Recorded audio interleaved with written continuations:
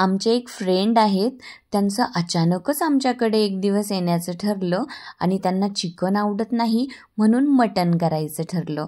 तर मी मस्त लाल लाल रस्सेदार मटण बनवलं होतं, स्टीम्ड राईस, आणि हे सगळं अनप्लॅन्ड असल्यामुळे रोटी आणि हे जे नान आहे ते बाहेरूनच आणलं होतं. ह्यांना खूप दिवसांपासून नानखलिया खाण्याची इच्छा होती. इथे छत्रपती संभाजीनगरमध्ये नानखलिया प्रसिद्ध आहे. नान म्हणजे एक फ्लफी रोटी असते जी रस्सा शोषून घेते, त्यामुळे रस्सा पातळच असणं आवश्यक असतं. तर मग आज ठरलं होतं छान पातळ ग्रेव्हीचं मटण बनवायचं. मग त्यासाठी मी 2 मध्यम आकाराचे कांदे अगदी थोड्याशा तेलामध्ये मीठ टाकून परतवून घेतले. कांदा छान गोल्डन ब्राऊन झाला की एक टोमॅटो ॲड केला, काड्यांसहित कोथिंबीर ॲड केली आणि हे सगळं काही थंड होण्यासाठी एका प्लेटमध्ये ट्रान्सफर केलं.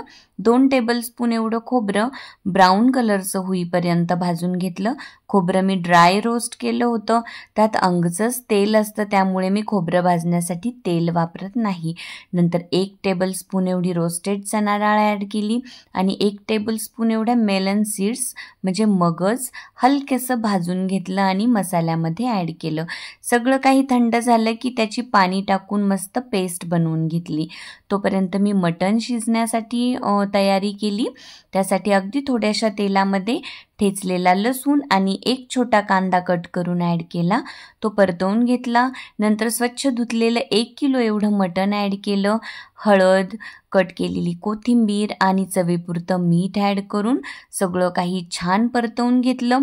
उकळतं पाणी ॲड केलं म्हणजे मटण कसं 3 ते 4 शिट्ट्यांमध्ये मस्त मऊ शिजून रेडी होतं.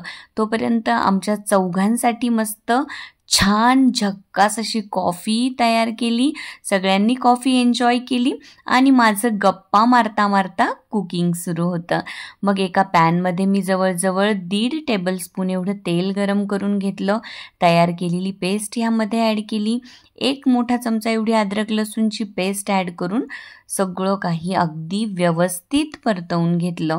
सगळं छान परतवून झालं की ह्यामध्ये मग मी पावडर्ड मसाले ॲड केले, जसे की काश्मीरी लाल मिरची पावडर, थोडीशी हळद पावडर, 2 छोटे चमचे धने पावडर, कसुरी मेथी ॲड केली आणि सगळं काही छान मिक्स करून घेतलं.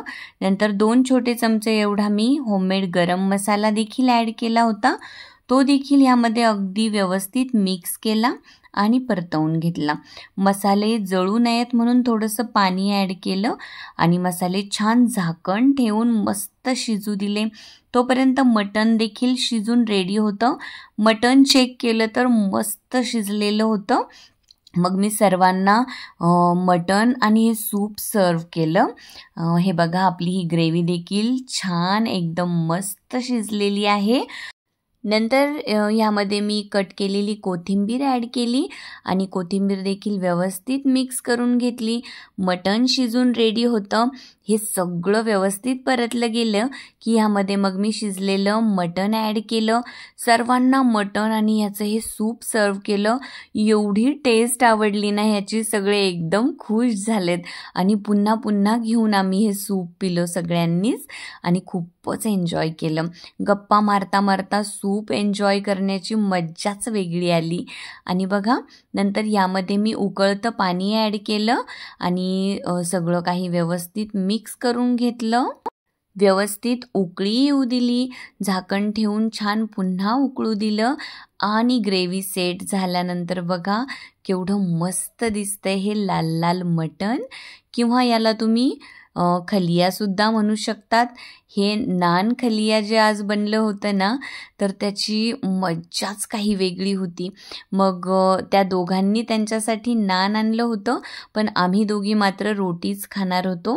मावशींचा चपाती वगैरे बनवण्याचा टाईम निघून गेला होता.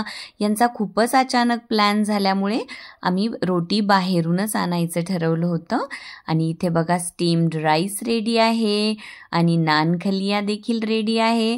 सर्वांनी जेवण खूपच एन्जॉय केलं. चला तर ही रेसिपी सर्वांनी नक्की ट्राय करा आणि रेसिपी आवडत असेल तर माझ्या चॅनलला नक्की सबस्क्राईब करा. Thank you so much. Bye bye.